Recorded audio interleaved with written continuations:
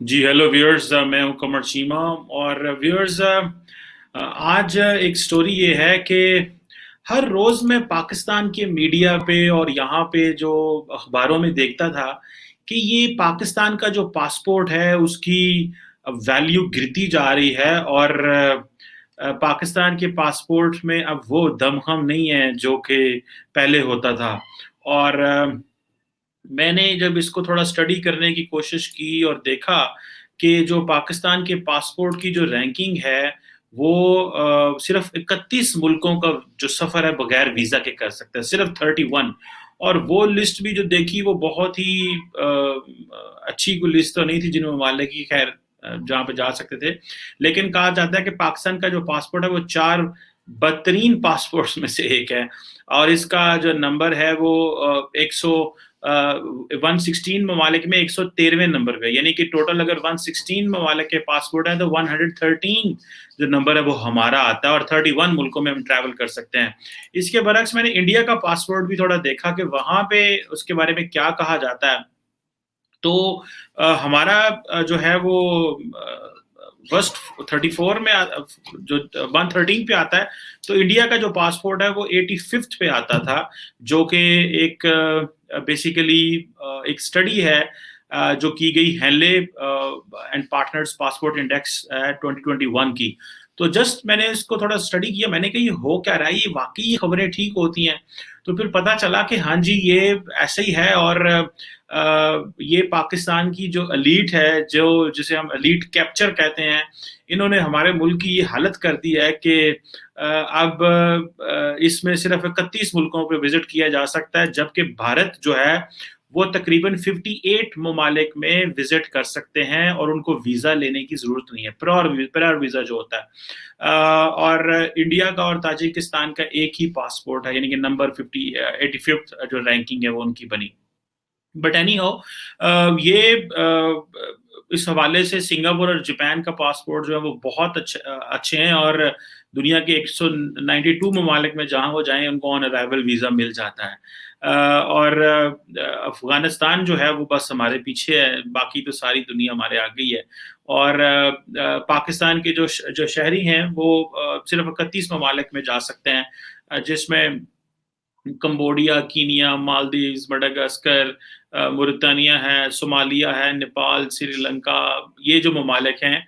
और ये हमारे जो पाकिस्तान के बाद जो वर्स्ट ममालिक हैं उनमें सीरिया, इराक और अफगानिस्तान आता है। और यहाँ पे क्योंकि खाना जंगी अभी भी चल रही है और रही है, तो लेकिन पाकिस्तान में तो कोई खाना जंगी नहीं है। पाकिस्तान में तो ऐसा कुछ नहीं हो रहा कि यहाँ पे कोई सिविल सोसाइटी आपस में लड़ रही है या सिविल वॉर हो रही है। और तो हम क्यों यमन और जो है इन ममालिक से जो है वो पीछे हैं। फ़लस्तीन, सोमालिया, लीबिया, ये जो ममालिक हैं इतने नीचे दर्जे पे ये बात आ चुकी है। और मज़े की बात है कि पाकिस्तान का फॉरेन ऑफिस भी इस पे कोई हमें वो कंफर्मेशन नहीं करता, कोई बात नहीं करता, और इस हवाले से कुछ कहता नहीं है। इंडिया ने अपने पासपोर्ट को मजबूत रखा, हमने अपने पासपोर्ट की बेसिकली, तो इसकी सारी बात है आपकी जो पॉलिटिकल सिचुएशन है, लॉ एंड ऑर्डर की जो सिचुएशन है वो बड़ी मैटर करती है। जिसे आप कह लें कि हमारे यहाँ पे लॉ एंड ऑर्डर की सिचुएशन हमारे हिसाब से तो बिल्कुल ठीक है, हम कहते हैं, लेकिन दुनिया उस तरह नहीं अभी मानती, क्योंकि वो कहते हैं टूरिज्म के आने के लिए एक तो इंफ्रास्ट्रक्चर खैर नहीं है, फिर लॉ एंड ऑर्डर के मसले रहते हैं, क्योंकि अगर कहीं पे कुछ हो जाए तो स्टेट का रिस्पांस क्या हो सकता है। और आपको पता है कि हम गिलगित बल्तिस्तान, फॉर एग्जांपल हमारा टूरिस्ट स्पॉट है, हमारे वजीर आजम जहाँ जाते हैं दुनिया में कहते हैं जी कि आएँ हमारे नॉर्दर्न एरियाज में आएँ। लेकिन रिसेंटली मैं देख रहा था कि कुछ मैंने एक वीडियो भी बनाई थी इसके ऊपर कि कुछ जो मिसक्रिएंट्स हैं, जो दहशतगर्द जमातें हैं या जो दहशतगर्द थे, उन्होंने वहाँ गिलगित स्टेडियम में कोई आई थिंक मीडिया को बुला के कोई वहाँ पे उन्होंने अपनी जो है वो प्रेजेंस भी शो की।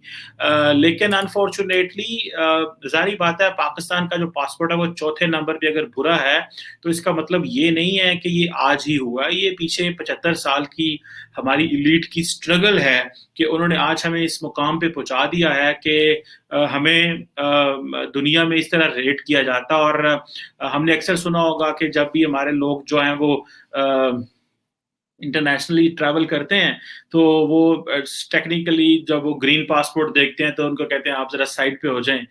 याद है आपको कि हमारी वो पाकिस्तान की एक एक्ट्रेस हैं सबा कमर, उन्होंने एक इंटरव्यू में कह दिया कि मैं इंडियंस के साथ शायद ट्रैवल कर रही थी, कोई ड्रामा या मूवी थी या इस तरह, तो वो हम ग्रुप में थे तो कह रही वो सब निकल गए और जब हमारे पासपोर्ट की मैं गई तो मुझे उन्होंने साइड पे कर लिया कि आप साइड पे आ जाएँ और इस तरह की जो सिचुएशन कहती है मेरे साथ वो हुई वहाँ पे। तो ऑब्वियसली एक फिर एम्बैरेसमेंट तो होती है कि ये क्यों है, लेकिन ये कोई जैसे मैंने कहा ये ओवरनाइट ये सिचुएशन डेवलप नहीं हुई। पाकिस्तान के साबिक वज़ीर-ए-आज़म जो हैं वो भी प्राइम मिनिस्टर ही थे आई थिंक शायद if I am not wrong. तो वो अमेरिका गए और वहाँ पे वो अपनी पर्सनल कहते हैं मैं कैपेसिटी में ट्रैवल कर रहा था, अपनी बहन को मिलने गया हुआ था। तो वहाँ पे उनको जो है उन्होंने खड़ा कर लिया और फिर उसके बाद उन्होंने उनकी कोई तलाशी वगैरह भी ली और वो जामिया तलाशी ली और बाद में शायद उन्होंने बताया कि मैं प्राइम मिनिस्टर हूँ, शायद वो बताना नहीं चाह रहे थे या कुछ इस तरह किया। लेकिन ज़ाहिर बात है कि जब आप प्राइम मिनिस्टर हों, आप पर्सनल कैपेसिटी में ट्रैवल कर रहे हों या ऑफिशियल कैपेसिटी में ट्रैवल कर रहे हैं, आप प्राइम मिनिस्टर ही होते हैं मुल्क के। आप ये नहीं कहते कि मैं मुल्क का वज़ीर-ए-आज़म इस वक़्त नहीं हूँ, आप उस वक़्त मुल्क के वज़ीर-ए-आज़म ही होते हैं। लेकिन खैर उनको ज़ाहिर बात है उनको क्या पता होगा कि किसी मुल्क का वज़ीर-ए-आज़म है, पहले बताना पड़ता है। सो हमने अफ़गानिस्तान के साथ हम इतना क्लब हुए कि दुनिया समझती है जिस तरह अफ़गानिस्तान के हालात ख़राब हैं, उसी तरह पाकिस्तान के हालात ख़राब हैं। जिस तरह अफ़गानिस्तान में दहशतगर्दी है, इस तरह पाकिस्तान में दहशतगर्दी है। जिस तरह अफ़गानिस्तान में लॉलेसनेस है, उसी तरह शायद पाकिस्तान में लॉलेसनेस है। और बहुत सारे आप यूरोपियंस, अमेरिकन्स को कहें जाके पूछें कि पाकिस्तान कहाँ है, तो उनको पता भी नहीं होगा।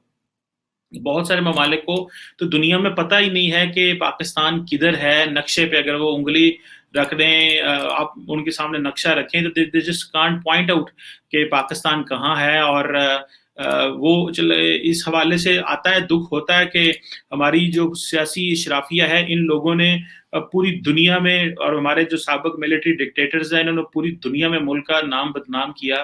एक तरफ जमहूरियत में शब खून मारे और जमहूरी लोगों को घर भेजा और फिर खुद बैठ गए और फिर जब खुद करप्ट हो गए, जब आपके पास पावर लेजिटिमेट ना हो तो फिर आप पूरी दुनिया में जो जाते हैं, भागते हैं और माँगते हैं पावर हमें दी जाए, हमें हमारी पावर जो है उसको लेजिटिमाइज़ किया जाए हमारा।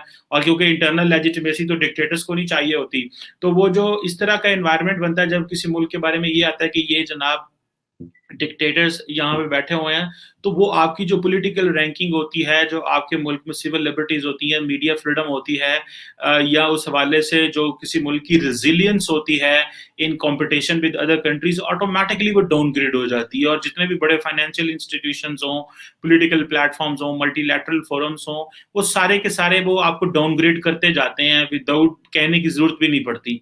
और जब उन दिनों में जब डिक्टेटर आते हैं तो वैसे अमेरिका का बहुत इत्तेफ़ाक से पैसा आ जाता है यहाँ पे और हम लोग उस पैसे के ऊपर मुल्क चलता रहता था। और अब क्योंकि वो पैसा आना बंद हो चुका है और अभी जमहूरियत है और इस जमहूरियत में भी एक हाइब्रिड सिस्टम है जो इस वक़्त चल रहा है यहाँ पे। तो इसमें भी अब ज़ाहिर बात है बाहर से पैसा आना बंद हो गया है। वो ना यूरोपियंस को आपकी ज़रूरत है, ना अमेरिकन्स को आपकी ज़रूरत है। अभी अमेरिकन्स जो आए हुए थे वो भी यही कह के गए हैं जी हमें तो आप पाकिस्तान की इंडिया में बैठे हुए थे वो कह रहे हमें आपकी ज़रूरत कोई नहीं है। पाकिस्तान आके कहते हैं हमारे आपके साथ बड़े पुराने ताल्लुकात हैं। लेकिन वो भी एक हद तक ही है। तो जब पॉलिटिशियंस आते हैं तो वो मैं जैसे पहले कहा कि ये सारी बोरोड ग्रोथ है। हमें जो इंफ्रास्ट्रक्चर दिया गया अभी सीपैक की हमें अंदाज़ा नहीं है कि यहाँ पे सीपैक के साथ क्या स्ट्रिंग्स अटैच्ड हैं। सारी दुनिया चीखो-पुकार कर रही है श्रीलंका के साथ क्या हुआ, लेकिन पाकिस्तान को इंफ्रास्ट्रक्चर की इतनी ज़्यादा ज़रूरत है कि हमारे पास कोई चॉइस नहीं है कि हम ये कह सकें कि हमें वो नहीं चाहिए, जो जो कह लें आपके ये नहीं हमें चाहिए कि हमें इंफ्रास्ट्रक्चर नहीं चाहिए, हमें इंफ्रास्ट्रक्चर चाहिए, येस साथ स्ट्रिंग्स अटैच्ड हों, वो हम बर्दाश्त कर सकते हैं। सो ये एक ऐसी सिचुएशन है जिसमें हमें हमारी पॉलिटिकल लीडरशिप ने हमें कोई ना तो पॉलिटिकल स्टेबिलिटी दी है, ना मुल्क को कोई इस तरह का रास्ता दिया है, और ना ही कोई इस तरह का हमने अपने आप को रीजनली स्ट्रॉन्ग किया है। तो हम वी फाइंड आवरसेल्फ आइसोलेटेड, वो कहते हैं जी हम हो चुके हैं। ईरान से ताल्लुकात वैसे ख़राब हैं, अफ़गानिस्तान में एक लॉलेसनेस है, हमारे साथ हो ना हो, हमें अफ़गानिस्तान के होने का नुकसान या फ़ायदा कोई नहीं अल्हम्दुलिल्लाह हुआ हमें। ये अफ़गानिस्तान ना भी हमारे साथ होता तो शायद हमारी ज़िंदगी में ज़्यादा आसानियाँ पैदा होती, क्योंकि दुनिया हमें अफ़गानिस्तान के रेफ़रेंस से ज़्यादा जानती है। हमारी अपनी आइडेंटिटी तो हमने क्राफ़्ट करने नहीं दी अपने आप को। और सियासतदान जो हैं वो उतने वो नहीं हैं, उन्होंने अपना पैसा यहाँ से निकाला, कभी पनामा पेपर में आ जाते हैं, कभी पेंडोरा पेपर्स में आ जाते हैं, कभी किसी में आ जाते हैं। और ये एक चीज़ है जो कि मैं समझता हूँ कि एक शर्मिंदगी वाली बात है कि सारी एलीट जो है वो उन्होंने अपना पैसा बाहर पार्क किया हुआ है और इस तरह करके। बट एनी हाउ ये एक बड़ी डिफ़िकल्ट सी सिचुएशन है और मैं समझता हूँ कि पाकिस्तान की जो एलीट है उसने दे फेल्ड अस टुगेदर। उन्होंने हम सबको मिल के फ़ेल किया। अब जो सारी ज़िम्मेदारी है वो आइंदा आने वाली नस्लों पे है और आइंदा आने वाली यूथ के ऊपर है। वो यूथ जिसके पास होप कोई नहीं है इतनी ज़्यादा, वो यूथ जो समझ रही है कि हमारी ट्रैजेक्टरी ठीक नहीं है, this is very, very annoying situation जो कि हमें डेवलप हो रही है। Let's see how it comes, but this elite capture इन्होंने वाक़ई हमारे मुल्क की तनज़ली भी की है, हमारे पासपोर्ट की भी तज़लील की है और अपना पैसा तो ये बाहर लेके बैठे हुए हैं और इनको कोई परवाह नहीं है, क्योंकि at the end of the day they do not understand के they do not matter. What matters is the millions of people in this country जो मैटर करते हैं। क्योंकि अगर चंद हज़ार लाख लोग ठीक होंगे, उनकी ज़िंदगियाँ बेहतर होंगी तो दैट डज़न्ट मैटर। वो इस पूरे मुल्क का जो खींच नहीं सकते वो। तो ये हमें एलीट कैप्चर, और वो एलीट एक मिलिट्री एलीट रही है जिन्होंने डिक्टेटोरियल रिजीम्स में हमें कॉम्प्रोमाइज़ किया, और एक पॉलिटिकल एलीट रही है जिन्होंने अपनी इनएफिशिएंसी कॉम्प्रोमाइज़ डेमोक्रेसी के साथ इस मुल्क को चलाने की कोशिश की विद नो आइडियाज़, और एक इस तरह का एक एनवायरनमेंट डेवलप किया जिससे हमें और हमारा मुल्क और हमारा पासपोर्ट और हमारे झंडे को इन्होंने बहुत नुकसान पहुँचाया। लेकिन unfortunately there is no one to, जिसे आप कह लें कि इनकी वो करने वाला नहीं है, कोई अकाउंटेबिलिटी करने वाला नहीं है। बट एनी हाउ मेरा ख़्याल है वो क्या कहते हैं, वक़्त आएगा when things will be normal and we have to wait for that.